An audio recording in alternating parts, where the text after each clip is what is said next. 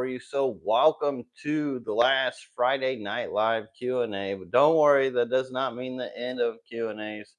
We're just going to be moving to Wednesdays. So I'm thinking maybe Wednesday 7 or 8ish. I don't want to make it too late on a work day night. So I don't know. What do you guys think? Let me know. 7, 8 work better for you. And that's what, Eastern Standard Time. So some of you guys may still be at work, unfortunately, on the West Coast, but I think that will be the best time to do it on Wednesday. And that way it will help me flow into more content as far as what I'm putting out instead of just Q&As, just for the flow of my schedule. I talked about this last Friday night Q&A, and I think that's going to help a lot. I've actually been working out a bunch of shorts for you guys, getting back into the momentum of that. If you guys haven't seen that, I'm going to be showing a bit of what I've been doing lately, moving around the fish room, and really making it my goal to come out with more content for you guys. It may not all be blockbuster content, but it's going to be content. It's going to be what's interesting to me through all my fish room, which there's a lot going on in there, and as well maybe some other things too. So that's the plan. That's the plan. I do got a couple long form videos to edit. They're not really long, but I gotta get those worked on. But I'm excited to be getting back into my tanks and working in them and doing things. And I've got a better approach and plan for everything. Super happy with it. So I'm gonna be excited to share with you guys. And hello everybody in the chat. Glad to see y'all. Go ahead and get into a live chat because I know it always puts me in top chat. Hello, hello. Cheers, it's fish time for sure. So the whole reason for the Q&A, if you guys are new here, and it doesn't look like there's as many as usual. The whole point is for you guys to ask questions. There's a lot of knowledge here between the community and I. Whatever you guys got problems with, we can help you out. And we think about them a bit differently than most. Because really perspective goes a long way, not just only in this hobby, but life as well. Aquarium Fantasy says, Lucas, how was your week? It was really good. Got a lot of fish stuff done, a lot of fish moved that I'm happy about, and a couple of breeding projects going. So I would say it's been a pretty good week. And also, I did retire from my game. I know some of you guys may remember I mentioned I have been playing this Robot War game. And I did decide to retire because I did get up to like the 3rd place, and it wasn't worth me grinding my time for it and the focus it takes away from what I really do. So really, to retire from that game was a big lift off my shoulders. So now all my focus is back to where it needs to be. And I'm super excited about that. And I know for myself that I really shouldn't play games. Just sometimes this was a game that I wanted just because I get into them like hardcore. But this was a game I wanted to play for like the longest time that I just knew I never had the attention or time to do it. And so I'm glad I finally got that like out of my system on a personal level. Darb Wire says, "What's up, dog? What up? What up? What to do?" And I am at the bottom of the chat, so if you got a question, that is where I'm at. If not, I will try to ramble my best. I'm not big on small talk because get me on deep subjects, I could talk about them all day long. But let's see. I don't want to talk about too much of what I've done because I mean that kind of pokes into my videos. But you guys will see. There is a lot of work to do around the fish room now. There's so much I need to like reset. There's just like plants outgrowing or other plants for the tank or space. And a lot of that has been going on. Deacon Bean Cooter says, "What can you clarify? Unplug everything, if any. hands are in the tanks. What? I have been jeopardizing hand safety putting hands in the tank with running filters heaters. I mean, I've never had an issue with it. Or, well, let me say this. I did have a heater one time that had blew out. And like when I stuck my hands in the water, you don't get your hands very far into the water. It's not going to really hurt you. You're going to feel a zap, a little like zoop, and you're not going to go very far with it. You're going to pull away from it. It doesn't really hurt when it does happen, but I mean, what do you consider a risk? I mean, it doesn't really hurt you, but it's going to scare you, maybe shock you a little bit. It will be shocking for sure. I don't have that problem now with how I run my aquariums because I don't have to worry about filters and unplugging stuff. I would say that's a little extreme. Just make sure you don't have faulty equipment and that you're using your equipment properly. But yeah, I never mentioned anything about that myself. I don't know where you heard. But I mean, it's something to think about for sure. But a Great Lakes says, Lucas, can you discuss plenum? What it is and how it's used in aquariums? Not really. I don't know a whole lot about plenum. I mean, I have seen the like Dr. Novak plenum, like fluidized beds and stuff he used to do. I think it was a bit extreme and not really very natural. I mean, somewhat natural to certain like spring heads and stuff like that, maybe. But as far as like bacteria being able to colonize and grow into the substrate like it naturally should, it's really hard to do.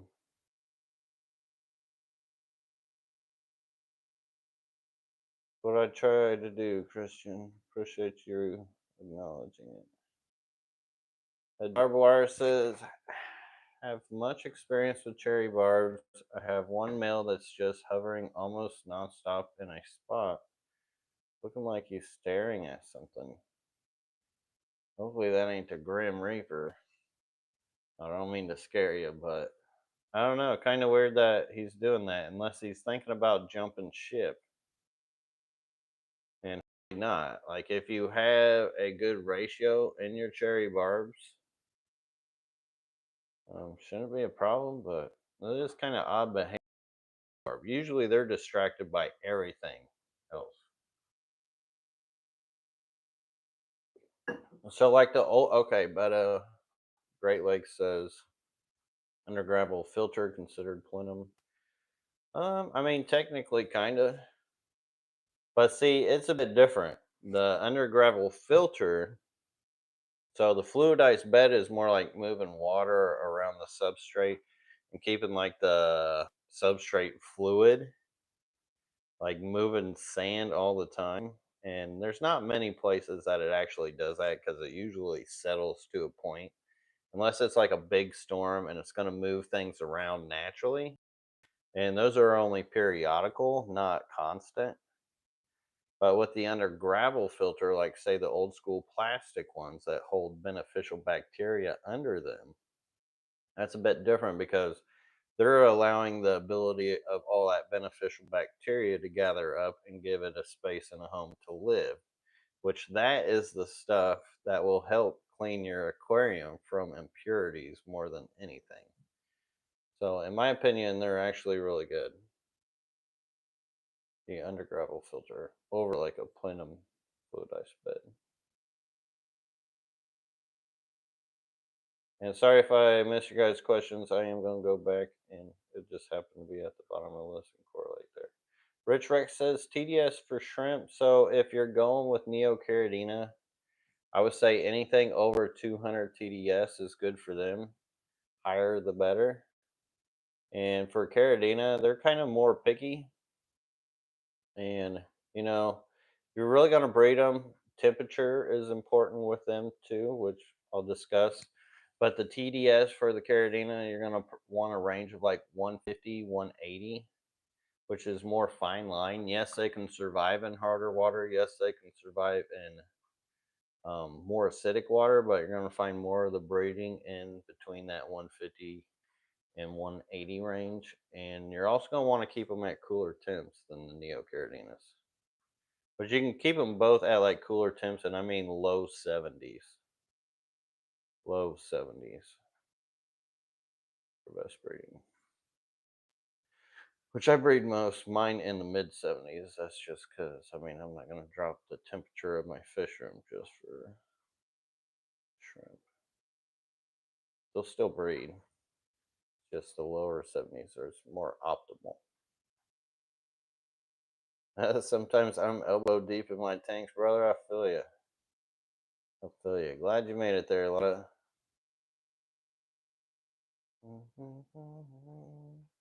Hello, hello, hello. You guys coming in? Good to see you. Chris Stow says, would it be okay to put guppies with Yoyo Loaches? You know, Yoyo Loaches can get pretty big. If you're wanting any babies out of it, it could be rough, like getting babies out of them, because they do have pretty big mouths. And what happens is the guppies and their babies like to sleep on the bottom of the substrate, and that's usually where the Yoyo Loaches are. And loaches tend to be quite active at night, anyways. And there is a lot of potential for the Yoyo Loach to slurp them up if they're big enough. But if the guppies are big adults, you know, they're not in as much risk. They're not very fast fish for escaping, so it all depends on the mouth size of that Yoyo Loach compared to the guppy fish involved. So it's kind of a gamble.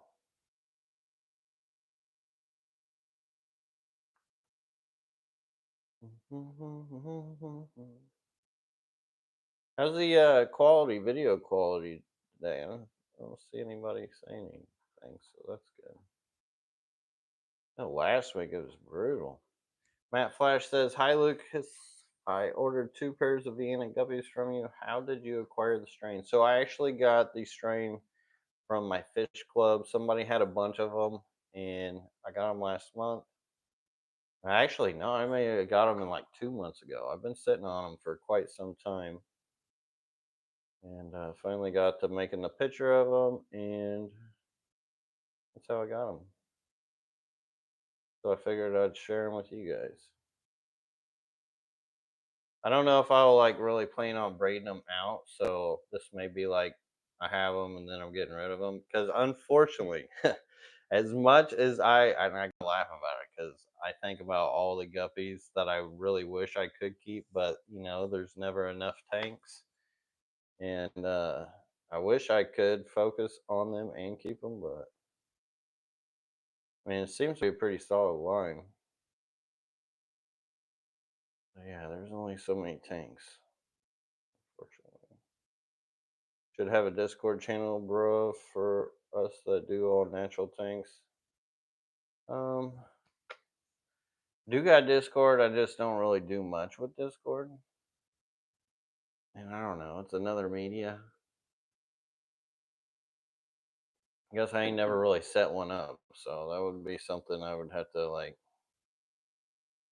oh, I'm just gonna do that. I've had other people ask. I don't know how many people really use it. Thinking Bean Cooter says, "Does walking the plank mean anything in the fish world and fish lingo?" I don't know. I never really thought about that one. Good question. What would you guys say? House of Pisces says, "What were eggs on glass and short?"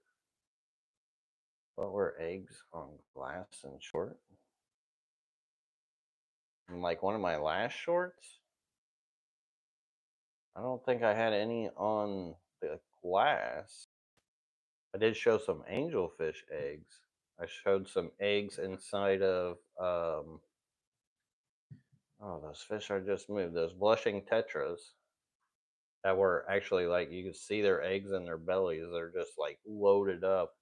Which I actually pulled them out, put them into a tank, which you guys will see a short of. And what I'm hoping to hope fully get babies from, like their setup and the whole process of doing that. So we'll see. But yeah, I'm not sure. I didn't show any like on some glass, so I mean I have some old cat Corey Dorse videos that did. I don't think they were shorts, that was more long form.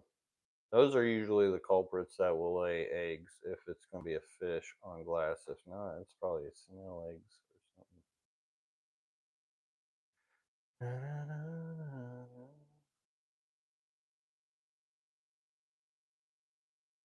All in one says for a new setup, and if you got a question, please put a question mark behind it. A lot of them, even if you want to, I don't care. Just that way I know it's a question. For a new setup of planet tank to Luigi Archiata repens, when should I change the water? I would say 25% a week would be good. And if, you know, that becomes 25% a month, you're fine with that too. I've actually kept that Luigi Archiata months and months without water change. So it's not like one of those real needy plants like some can be. That truly is really aquatic. I guess that's its aquatic resistance. Deacon Bean Cooter says some box store bettas have funny and big, very much like googly eyes when I get them home, but once they get detoxed, the eyes go back from normal. What is this about?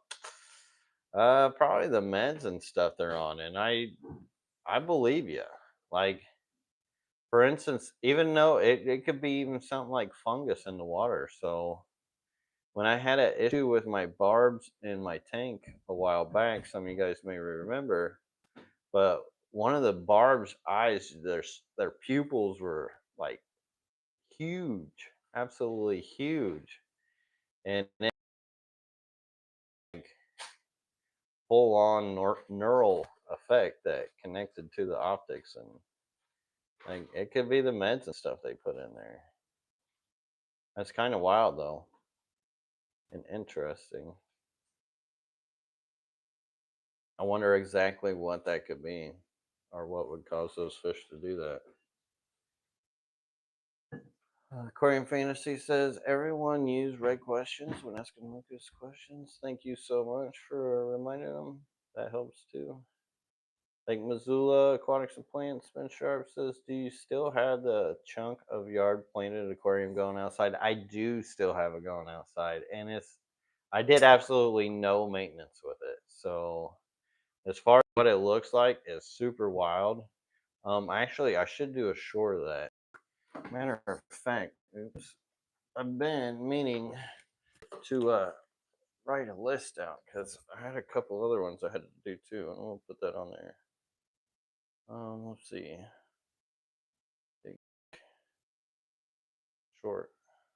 Put that on there just because, in case I forget.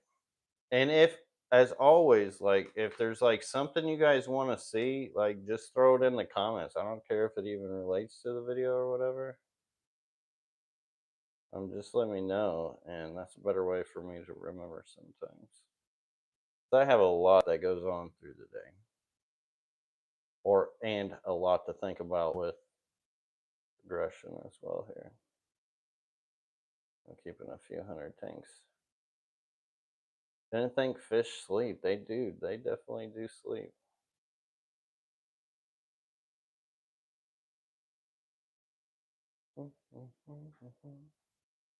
Oh, nice. Good quality. You can count leaves over there. That's good.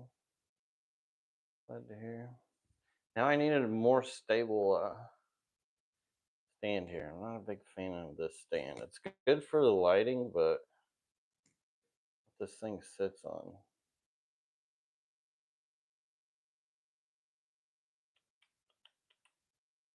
I'll try to upgrade and then upgrade into another problem. Then upgrade to another problem. Speaking of which, though, I made a huge upgrade. I guess I could mention this, which I should have mentioned earlier when you guys were asking me how my week went. So I finally upgraded something huge in the barn that's been needing upgraded for a long, long time. Some of you guys may heard me mention it a little bit, but the dehumidifier, I got a brand new, like more industrial dehumidifier that now circulates the barn so much better, and super happy about that because if you've got a fish room, one of the most important things in a fish room is having air circulation in that fish room. You do not want a stale, humid fish room. Definitely get yourself a dehumidifier. Very important. So I finally upgraded into where I'm actually able to somewhat, for the most part, control the humidity in there. And see, my barn's not that sealed, so a lot of it leaks into it. I kind of live in Florida swamp here, so it gets humid, pretty humid out there sometimes. And with the amount of tanks I've got in there, it's crazy. I think the wood walls actually play a really big role into helping me as well because they can kind of hold that moisture a little bit, but then I can dry them out. And it's really natural for it. But a Great Lake says, how would you stock a 33-gallon long if you wanted cichlids? I would definitely do something in the Julia chromis, probably for a 33 long. I mean, there's so many good other ones too. I mean, all the caudal punctatus, all the shelly types. There's the Lulupes. I'm trying to think what these ones were. Because there's actually some really, like, if you get into the fish clubs, some of the like talks you'll see about some of the more smaller cichlid types that are out there that aren't really mainstream. They're like not cyprichromis. Can't really remember what they are, but there's all kinds of absolutely beautiful ones out there. 33-gallon. That's a great tank size for them too. Gives them that surface area, but stays somewhat shallow. Eggs on grass. Those were the angelfish eggs on the Valleson area. Just laid the eggs right there on a slice, a piece of leaf of them. Which, in hindsight, I should have just plugged the leaf off and put it into another tank, and that's what I'm gonna do next time they do that. That's what I should have done. I was hoping they were gonna be good parents, but they definitely weren't. Yeah, it was moss. I think Christmas. Yes, the moss was Christmas. A lot of people thought it was Java moss, but I did recently today put a short out showing the difference between the Christmas moss and the Java moss. They do have Java moss as well, and I do have Java moss growing differently. Like the one I showed was more stringy. There is another set of Java moss in another tank that somewhat a little more bushy, but nothing to like the mass effect that it really mattered. Well, cheers to you too, Lush and Salty. Happy Friday, everybody. Sound Designer Inc. says, how do I breed plecos? So plecos, you want to figure out their diet. They don't all have the same diet. Some like detritus and like broken up leaf material. Some like more vegetation. Some are more carnival. So think about that and their gut biome. Set the mood. But then, like most plecos, they breed in caves. And the best thing to do is get a cave to where it's tight enough to where the pleco can like put his fins out against the wall. Because if it's too big and he can't guard side by side, then he won't feel comfortable enough to be able to protect those eggs. So if it's like a more snug to where he can fin out and guard his pleco cave like that, then you'll have a much better chance of success of using those caves. And that's really the biggest trick. Make sure the diet's right. The water temperature. Some do trigger off of like a cold water change. So if you do like a cooler water change like you would for Cory cats, sometimes that can help trigger them as well. But a lot of times they are fish that you have to wait for them to mature too, especially if you get them young. So they sometimes take a little while until you can get them to breed out, which is like that with a lot of fish.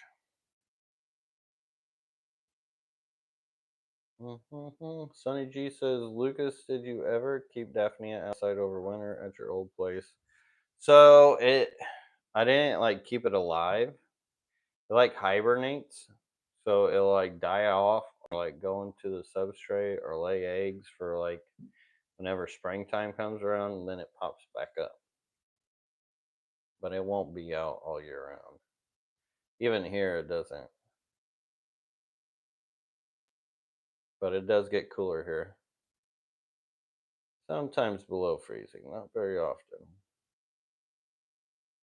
Matt Flash says, I found a crayfish in a IBC tote I used to collect rainwater. Please help me understand this craziness. I don't know. The fact that he could even crawl into an IBC tote, that's just absolutely bananas. Absolutely bananas. I mean, I know they are in a lot of areas and can just live in your yard. But the fact that he would climb up there, like he must have smelled a meal or something. That's pretty wild. Especially if you're in the Midwest. Like growing up as a kid, we had them in our front yard growing. And you would find their holes all the time. Johnny Best, my dude. Thank you, Johnny. You are the best. I appreciate that super chat. Thank you, brother. Much help, much love. Definitely handy right now because that dehumidifier I just bought and put on my credit card was not cheap. And I could have probably bought like 10 regular dehumidifiers, but they would not have worked as well. So I had to do it. And, kind of important with my fishing. So thank you for the support, all you guys. Those who have ordered as well from the website, LRBAquatics.com, which I did upgrade, have been trying to get more newer stuff on there and have. So if you haven't seen it for a while, check it out. Brady T says, trying to breed Julia Chromis, Mark Smith eye. I have two paired, just recently paired up. Would I be safe to add a bristle nose to help keep algae manageable? Honestly, if you're trying to breed them, I would not. I would not add anything to that tank because if it doesn't fit their narrative, they will get rid of it. As in whatever means necessary. So very risky for that bristle nose. But if you type in Julia Chromis LRB or LRB Tanganykan cichlid, I do have breeding videos of how I bred them in 20-gallon longs just by putting up a pile of rocks, really forgetting about them, and letting them do their thing. And they will community breed out. It is best after a while get the babies when they're like, say, around that big and pull them out. That way they can work out the next generation. It's one of those things, takes time. Starwire says, how many licorice gourami would you put in a 20-gallon long? 36 inches. No, I think they're 20-gallon longs. 24 inches long, ain't it? Yeah, I'm pretty sure.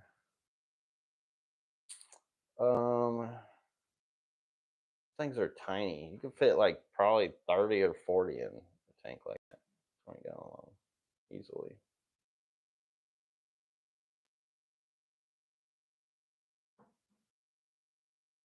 Leopardo says, "Hey Lucas, what is your opinion on Turkana red jewel cichlids? I'm currently have a pair and I'm raising the fry. They can get absolutely beautiful. I think that's one of those fish that are really common enough that is as if I were to try to breed it and really want to do something with them, I would be super picky about the genetics I got because some hold a deeper red than others, and if you get them in the black, like dark substrate, they can like really pop. Pretty easy fish to breed, and people are always wanting them. They go through the hobby quite a bit, so it's more the common type, but there always seems to be a demand for them. Very beautiful fish. I would say if you have a pair and you're raising fry, I mean, you're already doing something right. Yeah, licorice grummies are cool. They do like soft water.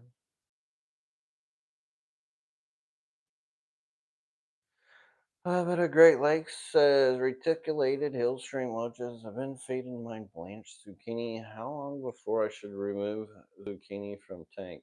I mean, I would say as long as they're eating on it and it isn't turning into a fungus mess, then it's fine. Naturally, if it's healthy, they would be eaten as it like dwindles down, and there wouldn't be anything growing on it. But if there's stuff growing on it, it's not getting eat. It's something that they don't want to deal with. Something you don't want in your tank.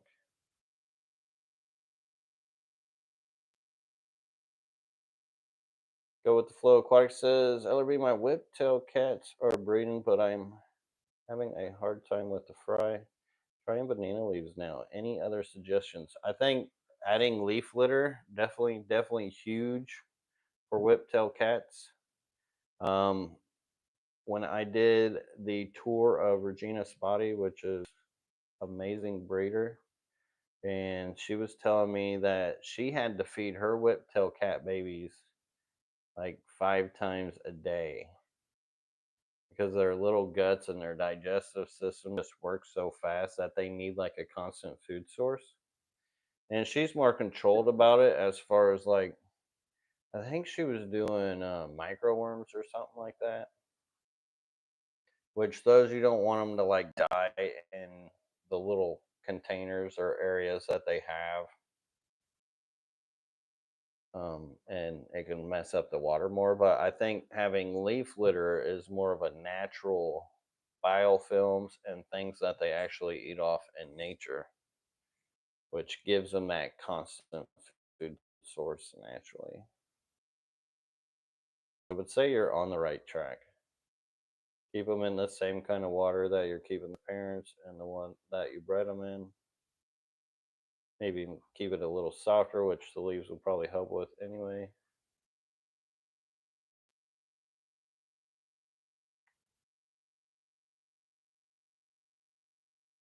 Hopefully it helps you.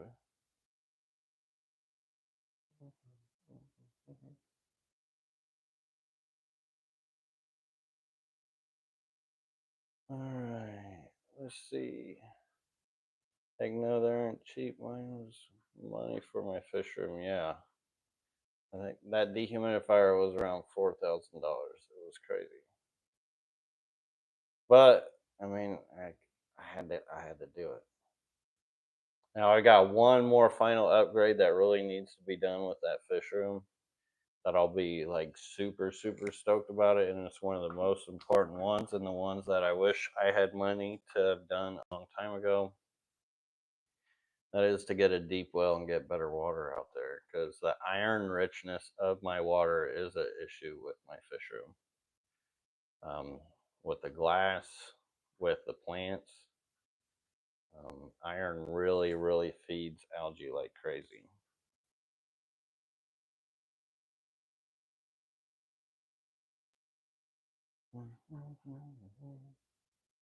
Pardo says, I just bought a 40-gallon low boy. I'm thinking of turning it into a river system with lots of flow or hillstream loaches and bamboo shrimp. What other cool fish would you recommend to add? Rainbow fish would be cool. I know it's a more shallower space, but as long as the water's flowing and it's enough space, like dwarf neons or something, or maybe even some kind of pseudomugule. Mm. Or those man, what are those? Those rainbow shiners. Those would be cool too. That's actually probably what I would go for. Is those rainbow shiners. Those would look stunning with the articulated hillstream loaches.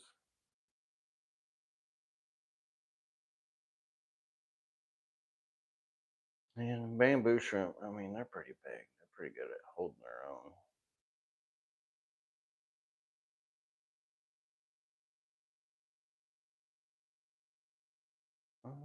Let's see. Aqua Botany TV says, Lucas, have you ever bred ottos? So I haven't. And, when I first got into the hobby, they were major on my breeding bucket list. And I have spent countless of aquarium time trying to breed them with like green water, full on 125-gallon high tank, all just for them. Which at the time I didn't really have like the understandings of aquariums like I do now. And I think the approach could have been better with like leaf litter, stuff like that. And now to find out that they like sticks, especially sticks that they can get on and kind of wrap their head around, literally. Um, I haven't personally done it since. Now that I have that ideology of what I should as far as the approach, but it was always one of the bucket list projects. And I think since I spent so much time back then trying to chase it, I haven't been that apt to do it recently, especially with all the other stuff that I mess with.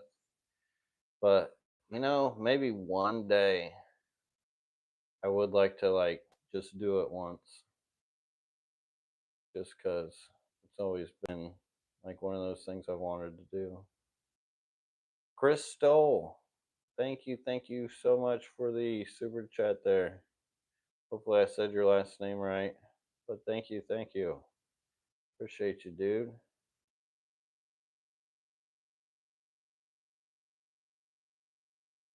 I love the tips. Maybe if I played piano, I would get better tips here. Just kidding. Which is crazy because my dad and my mom both played piano. I could play it a little bit.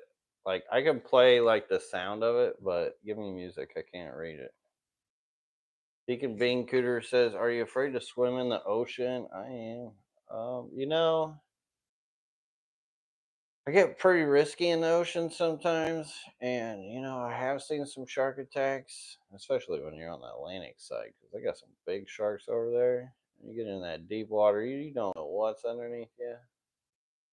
But at the same time, you're like, there's a lot of other bait out there for them, so hopefully it's not you, and God be looking out. Let me just say that much.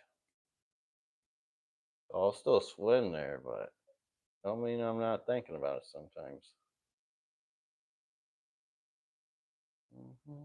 But I love to actually. What I do now is I'll just go like full relaxation mode, just go full hippo mode, and I just float there. Which I guess I don't know. Maybe that makes me look more edible. Probably not a good idea.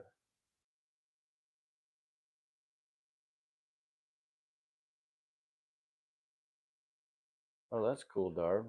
Filling it halfway as a paludarium. Speaking of which, we need to do an update on our paludarium. It's been growing like crazy.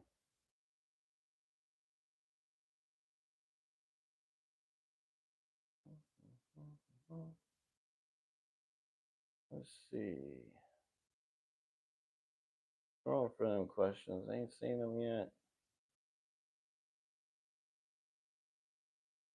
Deacon Bean Cooter says, "Is the Florida real estate market underwater like they say? Is panic in the air?" So I think this goes around the whole nation, far as real estate news is that it's definitely starting to become more of a buyer's market because there's just so much inventory now. But yeah, there's a lot of it in Florida supposedly because of just the insurance and other things that people don't want to. That and like all the hurricanes from last year, that's going to scare some people off.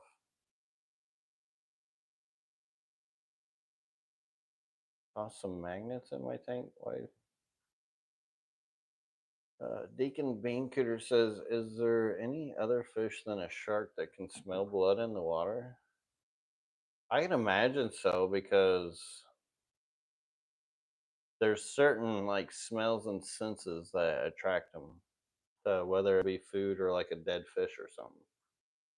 Even shrimp, like when you put food in there, I mean they gravitate towards it whether they see it or not. So definitely, probably the list of them. I don't know. I couldn't tell you.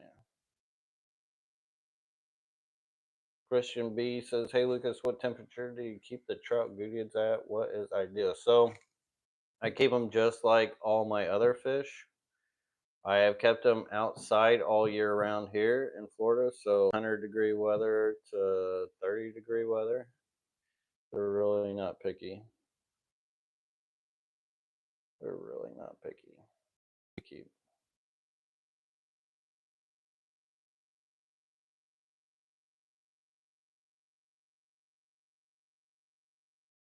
Well, thank you, Johnny Best. I appreciate that. Says quality in your fish care surely makes a difference when in view from some others. Sunny G says, Lucas, are you changing the live stream schedule? So yes, we're gonna move. I think either well, it's definitely gonna be Wednesday, but it's gonna either 7 or 8 o'clock. I haven't made up my mind yet. I feel like 8 o'clock is the prime number there, or the prime time. I think my assassins can smell. Yeah, those assassin smells definitely. You stick that big old sniffer out, let them right down.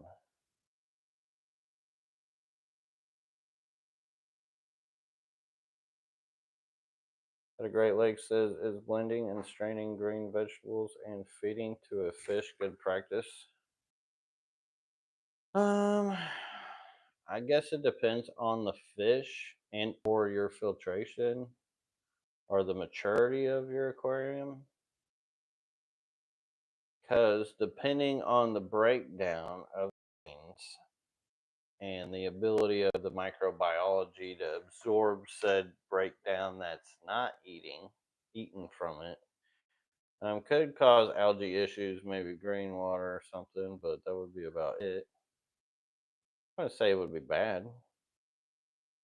As long as if your fish like it, let me just say if your fish like it and it seems like it's working good and it works good for you, bada bing, bada boom, there's your answer. If not, they're not eating it, then don't force it.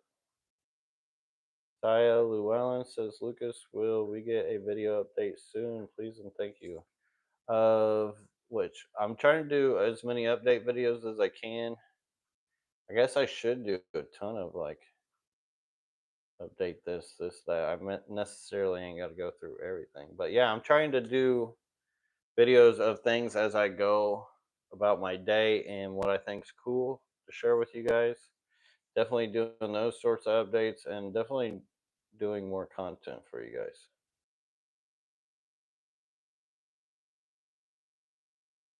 My focus is definitely back into it. Cameron Lou says, Hey Lucas, I've only bred the Gardner Achilles before. What is the next step I should take when it comes to breeding Achilles? I would say start working on Fundalo Panchex types. Pretty easy. And if you like to breed Achilles and mess with Achilles, they're actually my favorite types. And then I would probably move on to the Epilates types after that. Vote for Wednesday, 8 p.m. That's what I'm thinking. 8 p.m. Okay, good to know your guys' votes. We got 15 minutes. I am at the bottom of the chat. I don't know. You got questions? I'll stay. If not, I'll bid adieu because it's about the weekend time and I'm excited for the weekend. And just actually relax a little bit because I have been grinding. I have been recently. There's still so much to do, but got questions. That's why I'm here for you. If you don't, guess I'm not needed. Well, thank you, Ahmad. I appreciate that. Says, thanks for the comment. Do you think siphoning guppy tank is necessary if the tank looks balanced? So, as far as that goes, a little water change does help with breeding and getting them to spawn more and dilute hormones. But you can go a long time without water changes. Although it may seem balanced, there is a limit as far as I would say the females and stuff in breeding. Like if you do water changes, it can help them feel more comfortable about breeding now, even if it does look balanced. So I'll leave it at that. I would say yes, at least like a monthly water change or something is good. If it's a couple months, no big deal either. Sonny G says we need a fish fart video, Lucas. Well, I tell you what, if the moment arises and my camera's out, I will get it out for you, brother. I guess I'll have to just watch the goldfish. I don't even know what fish would fart under the water. Let's see. Aquarium Fantasy says. I saw you say 7th Central. No, it would be Eastern time. So if that's 7th Central, that would be 8 my time, right? So yeah. So that would work out. 8. Yep, 7th Central. 8 Eastern, 7 Central. Aquarium Fantasy says, Lucas, have you ever used moss to breed killifish? Yes, definitely have. You can use it like a spawning moss. That's mostly with like Epilates types and Phaneropanchex types, Gardneri types. Not so much peat spawners.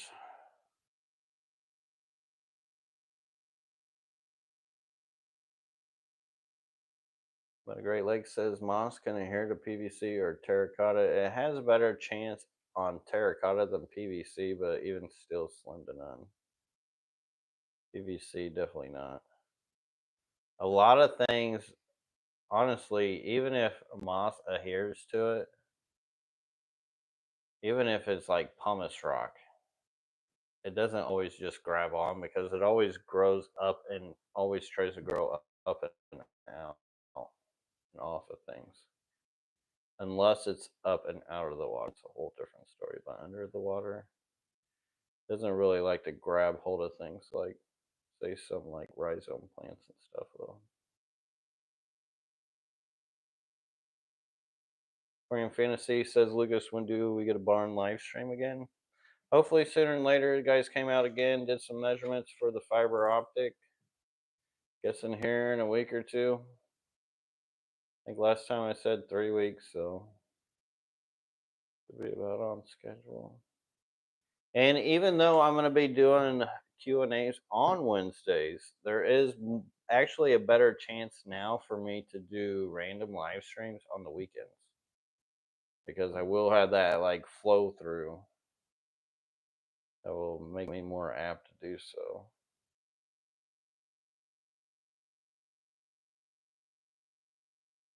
House of Pisces says, how's the anti-frog project going outside for the tubs going? So I don't know what's been going on with them.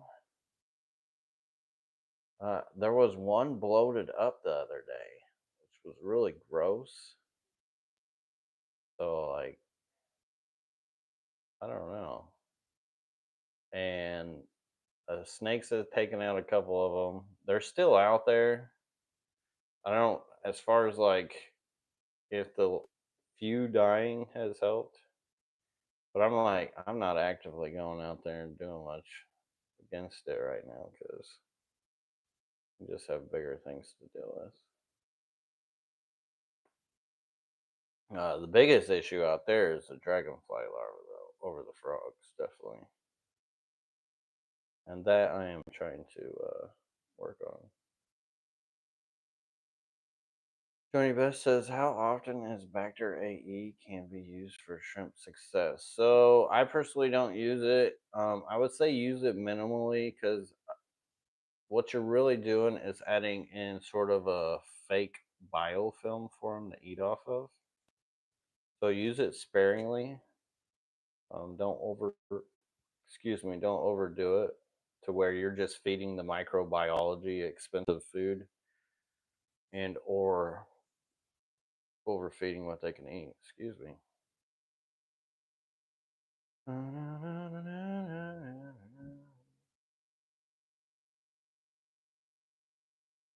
Lucas, would you ever sell killifish eggs? No, I don't really have the time to really mess with all that. Matter of fact, phased killifish out a little bit just because, yeah, time involvement and stuff.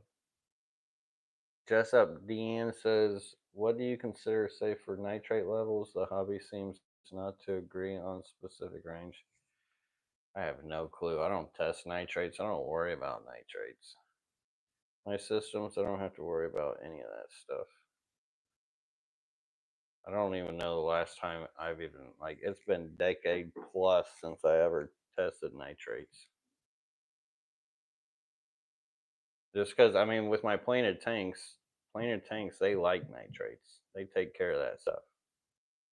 And the microbiology, once it's mature, if you have a mature filter as well, you don't have to worry about that stuff. If you are trying to keep like a sanitized tank where you're like pretty much washing the gravel out, gravel back, and doing all this crazy stuff, like rinsing your filter out completely, then you have to worry about nitrates.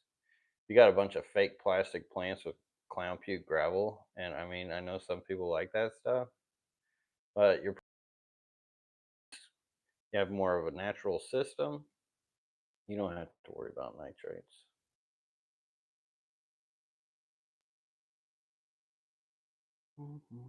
Unless they just naturally come out of your water high, which I don't know. I don't know if that's much of a thing and the odds of. I've never really tested it. I don't really test my water because then if I got to test my this, that, and other, and I start messing with this, that, and the other, it's really hard to balance things. And it becomes more of a headache than just nature doing what nature does. Deacon Beancooter says, was there a contest wrestling deal among the fish guys you competed in or something? A wrestling deal? There was a boxing one. Did do the boxing match. That was fun. Running Water says the rare Florida balloon frog. LOL. Yeah, right. That's what it looked like. Chef Steve says, I got about 80 baby pleco. Where is the safest and best place to raise them? In the tank with 10 other full grown plecos, or spread around the 8 other tanks, or set up the 20-gallon I have spare? I would say just set up the 20-gallon you have spare because more tanks. And that they're collectively in one spot. So if you want to sell them later, it's a lot easier to catch them than trying to catch them out of 8 different tanks. The survivability and rate of having more later would be higher if you put them in. The because the adults can potentially predate, and with that many big adults, better safe than sorry. Like they would be able to live in there, and they can community breed out, but there is still potential for competition for food and other stuff and accidents that they may do to themselves.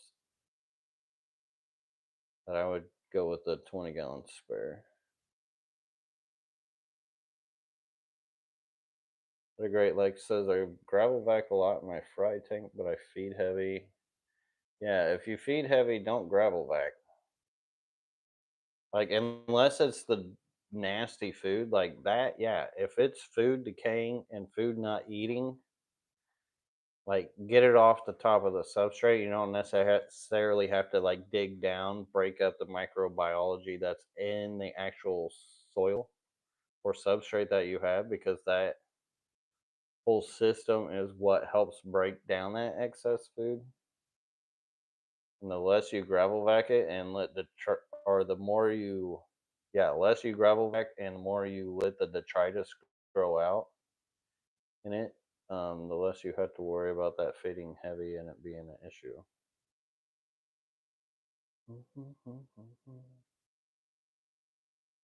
Lucas, any new fish for the website soon? I did put on some Vienna guppies on there. There may be a few others. I'm really trying to get organized right now. And usually when I get trying to get organized, I will. Oh, trout goodeids are back on too. They were out for a while. I try to hoard a lot of my stuff just because not only do I feel like I need a breeding fish room, I need like a keeping fish room too. Because as much as like would love to use this as breeding, use this as breeding, a lot of it, I do like to just keep too. So I gotta figure all that out as I'm recalibrating all my tanks and seeing what I got. Because the more I have of things too, better I can grow them out. I do. There's a lot of guppies and stuff I need to add that I have actually in the fish room. To go like maybe some shiners. We got some flagfish. Got some Julia chromis. I should probably add some Brashardi. There's a few. Johnny Best says, "What water tests would you check for shrimp keeping success?" I just use the TDS meter when it comes to that. I do try to know my GH and KH as far as like whether I have it in there or not. Which your TDS is pretty much like a combination of your GH and KH. And Caradinas do not like KH very much. Neos, they don't care. They're GH, KH all day. But the Caradinas prefer lesser KH, more GH, as far as being their TDS number. So then I would just, I guess, recommend a GHKH strip. They have multiple strips. I don't know how accurate they are when they get like so many things that they can test than like actual general this is for this kind of test. Like this is just a GHKH test instead of something that tests like 10 different things. I would imagine something that's more specialized for that test would be the one to grab. But there is a lot out there that I think there's like it goes up to like 1 in 16 things it will test out.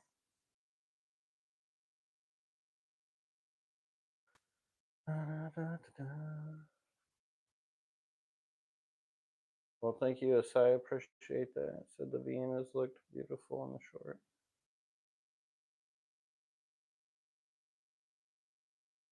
Love the green wall, Sari. Give me lots of inspo. She wants to have a little contest with me as far as getting content out. Guess I'll say it because maybe then it'll motivate her. But like, bring it. Let's do it. So hopefully she starts making more content on her stuff because she's got so many beautiful things she's been working on and doing that. I know she doesn't always get the time to like share, but it's pretty wild. And as long as she's been doing it, she's built up a lot of experience and knowledge on it. So hopefully we'll be able to see some more content come from her at some point. Christian B says, when stem plants lose the leaves on the lower part of the stem, Will the stem get new growth after trimming, or should I just put the bare stem out?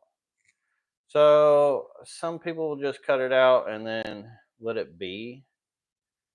I guess it depends on how you trim it. As long as there's nodes, it's going to grow to where it needs to grow. So, for instance, that Luigi Archiata that I had, or however you say it, that I had on my latest short that I had shown you guys.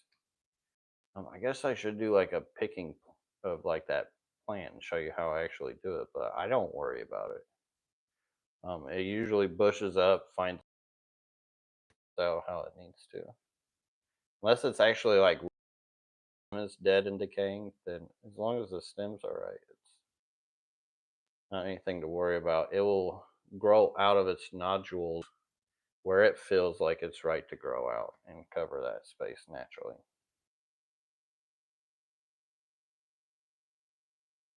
Who sells those licorice groans? I don't know. Question. Tanks and backup tanks. Exactly, Deacon. Get it. And that's how a lot of my fish room is just because I don't know. I like to back up my genetics. When you work on genetics for so long and you put care into like not inbreeding this, not inbreeding that, and actually deepening lines of fish, especially some fish that haven't had their lines deepened in a long time. You want to back that stuff up because you just never know. Not that things happen very often, but you just never know. I guess Gary Lang instilled that into me a long time ago is that you got to have your SOL tanks. You don't want to be shit out of luck.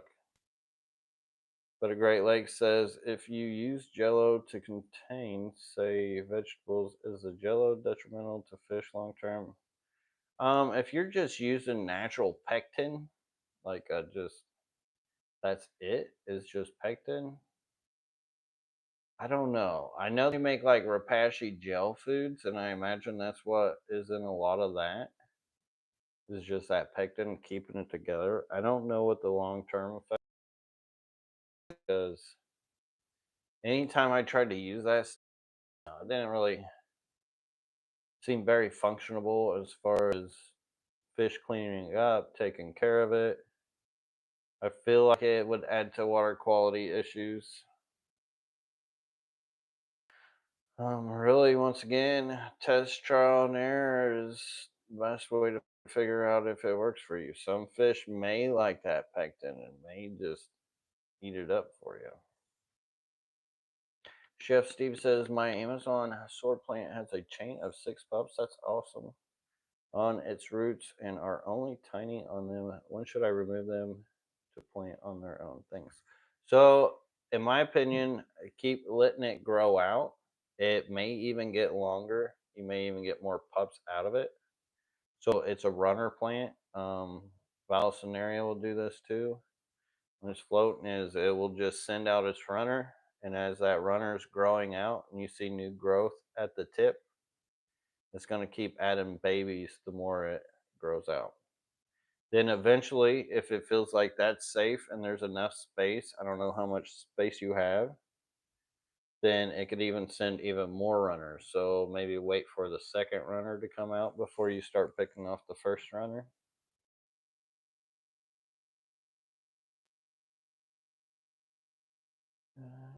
That's what I would recommend. Aquarium Fantasy says, Lucas, would you ever build a wood tank like Joey? Nah, probably not. I mean, it would be cool to have a big tank like that, but not really in the cards for me right now. Johnny Best says my GH is higher than normal for Neocaridina's setting, but that'd be okay for Neocaridina's. Yeah, you can't have too much GH for Neos. They don't mind. Hey, bud, don't lean on that. You've been back. Wesley was trying to say hi to y'all as well.